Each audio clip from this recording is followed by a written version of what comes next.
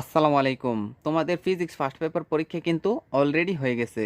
তো তোমাদের পরীক্ষা অনেকের ভালো হয়েছে, আবার অনেকের খারাপ হয়েছে। যাদের পরীক্ষা একটু খারাপ হয়েছে তারা কিন্তু একদম ডিপ্রেশনে পড়ে যেও না। কারণ ফিজিক্স ফার্স্ট পেপার প্লাস হচ্ছে ফিজিক্স সেকেন্ড পেপার গড় করে কিন্তু তোমার রেজাল্ট দেওয়া হবে। তো এখনও কিন্তু তোমাদের হাতে যথেষ্ট পরিমাণ সময় আছে। তুমি ফিজিক্স সেকেন্ড পেপার পরীক্ষাটা ভালো দিয়ে কিন্তু ব্যাকআপ করতে পারবে। তো কিভাবে তুমি এটা ব্যাকআপ করবে? তো তাই নিয়ে কিন্তু আমাদের নিয়মিত আয়োজন। তো আজকে আমরা দেখব তাপগতিবিদ্যার কিছু ইম্পর্টেন্ট এমসিকিউ যেগুলো তোমাদের ভালো মার্ক তুলতে সাহায্য করবে। তো চলো দেরি না করে আজকের ভিডিওটি আমরা শুরু করি। তো আজকের দিনে আমাদের প্রথম এমসিকিউ বলা হয়েছে, একটি তাপীয় ইঞ্জিন 27 ডিগ্রি সেলসিয়াস ও 227 ডিগ্রি সেলসিয়াস তাপমাত্রার মধ্যে কার্যরত আছে। পরবর্তীতে উৎসের ও গ্রাহকের তাপমাত্রা তোমার 20 ডিগ্রি সেলসিয়াস যথাক্রমে বৃদ্ধি ও হ্রাস করা হয়েছে। তো আমাদের প্রশ্নের মধ্যে কি বলা হয়েছে, তাপমাত্রা পরিবর্তনের পূর্বে ইঞ্জিনের দক্ষতা কত ছিল? তো তোমরা জানো যে তোমাদের তিন টাইপের এমসিকিউ হয়ে থাকে, একটা হচ্ছে জ্ঞানমূলক, আরেকটা হচ্ছে অনুধাবনমূলক, আরেকটা হচ্ছে বহুপদী। তো আজকে প্রথম যে এমসিকিউটা সলভ করবো সেটা কিন্তু তোমার অনুধাবনমূলক একটা প্রশ্ন। আমাদের এখন কি বের করতে বলা হয়েছে? আমাদের বলা হয়েছে যে দক্ষতা বের করো। তো দক্ষতার কিন্তু আমরা অলরেডি একটা সূত্র শিখে গেছি। তো আমরা প্রথমেই সূত্রটা লিখে ফেলবো যে ইটে ইকুয়াল টু 1 - T2/T1 ইন্টু হচ্ছে 100%।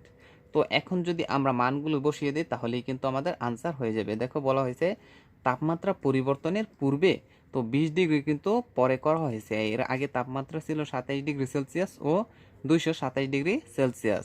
তো আমরা যদি এই দুইটাকে কেলভিনে নিই তাহলে এটা আসবে যে 300 কেলভিন, আর এটা হবে আমাদের 500 কেলভিন।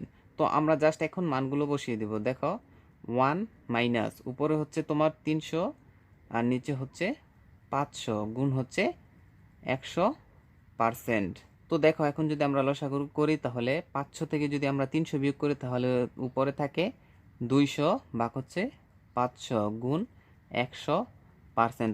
তো আলটিমেটলি আমাদের যে মানটা আসতেছে সেটা হলো 40%। এটা কিন্তু খুব সহজে ক্যালকুলেশন করে 40% আনা যায়। তো আশা করি তোমরা বুঝতে পেরেছ। তো এরপরে আমাদের নেক্সট কোশ্চেন বলা হয়েছে, তাপমাত্রা পরিবর্তন করার ক্ষেত্রে কোন বিষয়গুলো সঠিক? দেখো, উৎসের তাপমাত্রা বৃদ্ধি করায় ইঞ্জিনের দক্ষতা বাড়ে। কি বলেছে? উৎসের তাপমাত্রা বৃদ্ধি।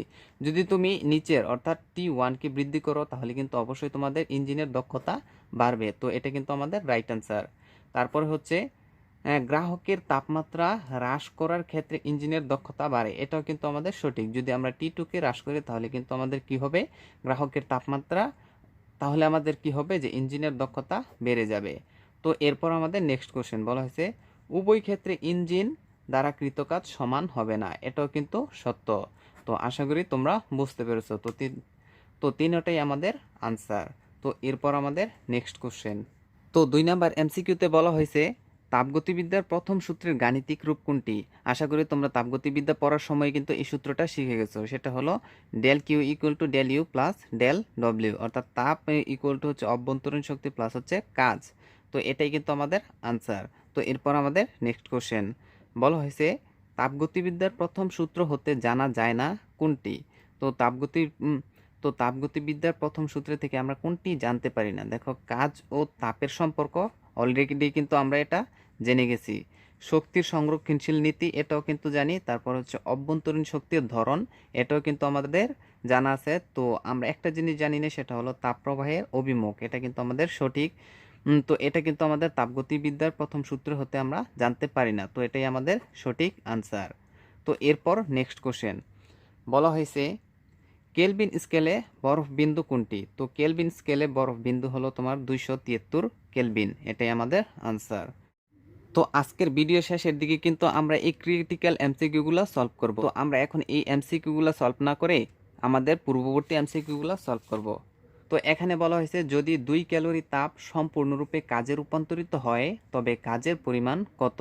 কি বলা হয়েছে? 2 ক্যালোরি। আমরা জানি যে 1 ক্যালোরির সমান হচ্ছে 4.2 জুল। এখন আমাদের কত বের করতে বলা হয়েছে? 2 ক্যালোরিটা। তো আমরা জানি যে 2 ক্যালোরি সমান হবে যে 4.2 গুণ হচ্ছে 2, আলটিমেটলি আমাদের মান আসবে 8.4 জুল। এটাই আমাদের আনসার। তো ডি নাম্বারটা হবে সঠিক আনসার। আশা করি তোমরা বুঝতে পেরেছো। তো এরপর আমাদের নেক্সট কোশ্চেন দেখো এখানে কিন্তু গামার একটা মান দেওয়া আছে যে 5/3। তো এর জন্য নিচের কোনটি সঠিক? তো সঠিক আনসারটিকে কিন্তু তোমার বের করতে হবে। তো এই টাইপের কোশ্চেন কিন্তু তোমার মাঝে মাঝেই দেখা যায় যে বোর্ড পরীক্ষার মধ্যে আসে। তো একটা সম্পর্ক একটা সম্পর্ক তোমরা হয়তো অনেকেই জানো যে সিবি ইকুয়াল টু হচ্ছে আর বাই গামা মাইনাস 1। তো এখন জাস্ট আমরা গামার মান বসিয়ে দিয়ে কিন্তু আনসারটা বের করতে পারবো। এই যদি আমরা গামার মানটা বসাই যে 5/3, দেখো এখানে যদি 5/3 বসাই, 5/3 মাইনাস 1। তো যদি আমরা 3-কে 3 লিখি তাহলে 5-এর যদি আমরা 3 বিয়োগ করি তাহলে থাকে 2, আর যদি উল্টিয়ে আমরা গুণ করি তাহলে হয় যে 3r/2। এটাই আমাদের আনসার। দেখো তো এটা তোমার কোথায় আছে যে সিবি ইকুয়াল টু 3/2, আর এটাই সঠিক আনসার। তো এরপর আমাদের নেক্সট কোশ্চেন বলা হয়েছে নিচের কোন শক্তি অন্য শক্তিতে সহজে রূপান্তরিত হতে চায় না? তো এটাও কিন্তু একটা সহজ কোশ্চেন। এটা হলো তোমার তাপ। আমরা জানি যে তাপ শক্তি অন্য শক্তিতে সহজে রূপান্তরিত হতে চায় না। এরপর আমাদের নেক্সট প্রবলেম বলা হয়েছে প্রত্যাগামী প্রক্রিয়া একটি স্বতঃস্ফূর্ত প্রক্রিয়া, দ্রুত প্রক্রিয়া, তাপগতীয় প্রক্রিয়া, নান কোনোটাই নয়। তো আমরা জানি যে প্রত্যাবর্তী প্রক্রিয়া কিন্তু তোমার তাপগতীয় একটা প্রক্রিয়া। তো এরপর আমাদের কিন্তু একটা গ্রাফের ম্যাথ চলে এসেছে। তো এখানে বলা হয়েছে যে সমুষ্ণ রেখা কোনটি? তো এটা কিন্তু কম বেশি সবাই জানেন যে সমুষ্ণ রেখা হলো এ নাম্বারটা, অর্থাৎ পি/বি এর যে গ্রাফটা আছে এটা কিন্তু, অর্থাৎ পি/বি এর যে গ্রাফটা আছে এটা কিন্তু আমাদের সমুষ্ণ প্রক্রিয়ার একটি গ্রাফ। তো এরপর আমাদের নেক্সট কোশ্চেন বলা হয়েছে পানির ত্রৈধবিন্দুর চাপ কত? এটা কিন্তু মুখস্থ মান। যদি এটা ভুল করো যে এককের মধ্যে প্যাচ লাগিয়ে দাও তাহলে কিন্তু আনসার ভুল দিয়ে আসবে। এটা অবশ্যই মনে রাখবে যে 4.58 মিলিমিটার পারদ, 4.58 মিলিমিটার পারদ, এটাই আমাদের সঠিক আনসার। তো এরপর চলো আমরা ক্রিটিক্যাল ম্যাথগুলো একটু সলভ করি। তো এই টাইপের ম্যাথগুলো সলভ করতে হলে কিন্তু তোমার সূত্রগুলো সম্পর্কে ভালো আইডিয়া থাকতে হবে। বলা হয়েছে আপেক্ষিক তাপ এস, আপেক্ষিক তাপ কি দেওয়া আছে? এস বিশিষ্ট একটি বস্তু সমস্ত গতিশক্তি তাপশক্তিতে পরিণত হওয়ায় তার তাপমাত্রার পার্থক্য হচ্ছে ডেল থিটা। বস্তুটির গতিবেগ কত ছিল? আমাদের কি বের করতে বলা হয়েছে? গতিবেগ। তো আমরা দেখো আপেক্ষিক তাপের সাথে যদি আমরা গতিবেগের একটা সম্পর্ক দাঁড় করাই তাহলে যেভাবে লিখতে পারি যে half M V square equal to M S del theta. আপেক্ষিক তাপের ক্ষেত্রে আমরা যে সূত্রটা আর কি ব্যবহার করি। তো এখন কিন্তু আমরা মানটা খুব সহজে বের করতে পারবো। দেখো এখানে এম এম বেনিশ, তো আমরা লিখতে পারি যে ভি স্কোয়ার ইকুয়াল টু হচ্ছে 2s ডেল থিটা। তো আলটিমেটলি বি এর একটা মান আসবে যে √2s ডেল থিটা। এটা যেখানে আছে সেটাই আমাদের সঠিক আনসার। তো 1 নম্বরটা আমাদের সঠিক আনসার। তো একটু মনোযোগ দিলেই কিন্তু তোমরা এই টাইপের ম্যাথগুলো সলভ করতে পারবে। তো এরপর আমাদের নেক্সট কোশ্চেন বলা হয়েছে সমুষ্ণ প্রক্রিয়ায় একটি সিলিন্ডারের মধ্যে রাখা কিছু 800 জুল কাজ সম্পাদন করলে গ্যাস কর্তৃক শোষিত তাপের পরিমাণ কত জুল? কিসের পরিমাণ বলছে? তাপের পরিমাণ। তো আমরা কিন্তু সূত্রটা জানি যে del Q equal to del U plus del W. তো একটা কথা কিন্তু আমরা প্রত্যেকেই জানি যে সমুষ্ণ প্রক্রিয়ায় কিন্তু তোমার যে অভ্যন্তরীণ শক্তিটা আছে সেটা কিন্তু শূন্য। তো আমরা যদি শূন্য বসিয়ে দেই তো এখানে কাজ কতটুকু হয়েছে? 800 জুল। তো আমাদের মান কিন্তু আলটিমেটলি 800 জুলই আসবে। তো এটাই আমাদের আনসার। তো সি নাম্বারটা হচ্ছে সঠিক আনসার। তো এরপর যেটা মোস্ট ইম্পর্টেন্ট একটা এমসিকিউ, যদিও ছোট তারপরেও পরীক্ষা আসার মতো একটা এমসিকিউ, বলা হয়েছে এন্ট্রপির একক কোনটি? এন্ট্রপির একক হলো জুল পার কেলভিন। তো এরপর আমাদের নেক্সট কোশ্চেন বলা হয়েছে সিস্টেমের কোন অবস্থায় এন্ট্রপি কম পাওয়া যায়? সিস্টেমের কোন অবস্থায় এন্ট্রপি কম পাওয়া যায়? অবশ্যই তোমার কঠিন অবস্থায় এন্ট্রপি সবচেয়ে কম পাওয়া যায়, আর সবচেয়ে বেশি পাওয়া যায় হচ্ছে গ্যাসীয় অবস্থায়। এই দুটোটা এমসিকিউ কিন্তু তোমার মনে রাখতে হবে।